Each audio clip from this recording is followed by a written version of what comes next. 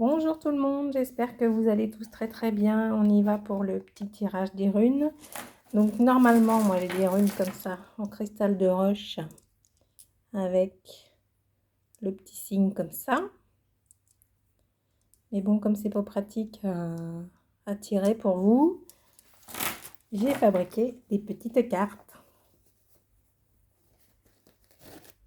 avec les mêmes symboles. J'ai mis la page pour pas mettre 2 heures à trouver. Derrière, j'ai mis des paillettes. Que les paillettes, c'est la vie.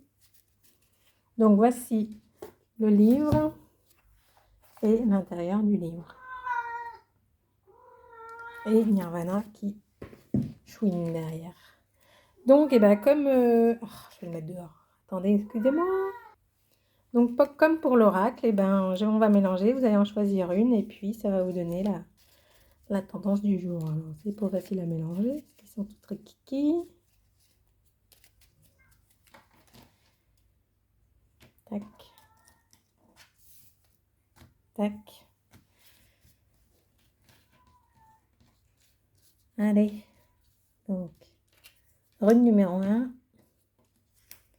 Rune numéro 2. Rune numéro 3.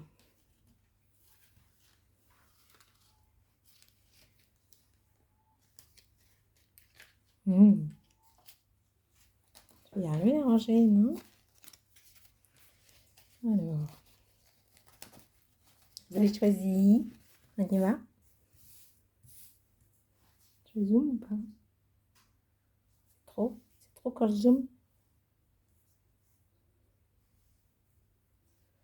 Donc, rune numéro 1. Otala, page 96.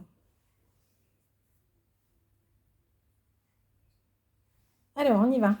96. Donc, on a déjà déesse, propriété, maison, beaucoup.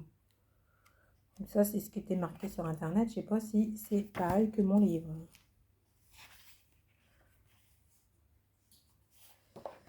Alors, 96. Otala est la dernière rune du vieux Futak. Elle porte toutes les richesses des héritages, matériels comme spirituels. Dans l'enclos de votre clan, la ferme pour le fermier, l'école pour le professeur, la souveraineté de votre espace personnel est restaurée, la sécurité matérielle renforcée. Un héritage, un cadeau ou un soutien familial s'annonce. La prospérité est acquise dans le respect des lois et de l'honneur. La famille est au premier plan, le passé refait surface et avec lui les croyances limitantes et les schémas répétitifs. L'heure est au changement de peau, à la libération karmique. Il faut choisir ce que l'on garde pour le transmettre et ce que l'on abandonne pour le transmuter, pour changer le plomb en or.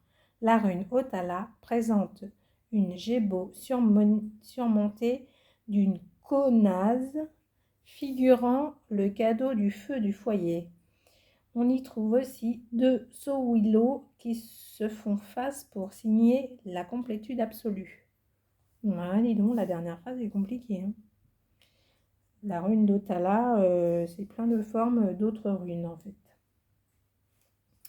Alors, numéro 2, Suwilo, page 78.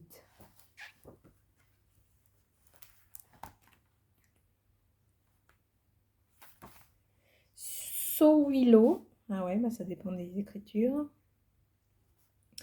est source de vie, de lumière et de chaleur. C'est la rune du soleil qui clôt cette haie amorcée par 3 runes de froid. La voie de la reconstruction s'ouvre, l'énergie vitale circule librement, la vision est claire, tous les voyants sont au vert. Sowilo porte l'intégrité, la longévité du chêne et la vision perçante de l'aigle. Elle incarne le soleil, Suna, qui est féminin dans les traditions nordiques. Elle donne la vie, alors que la lune, principe masculin, qui règne sur la nuit glacée, incarne la lutte pour la survie. Sowilo annonce la confiance, l'épanouissement, voire l'accomplissement au contact de notre étincelle primordiale, ce feu créatif originel, l'âme éternelle, la conscience. Et la dernière, donc c'est Lagus, page 90.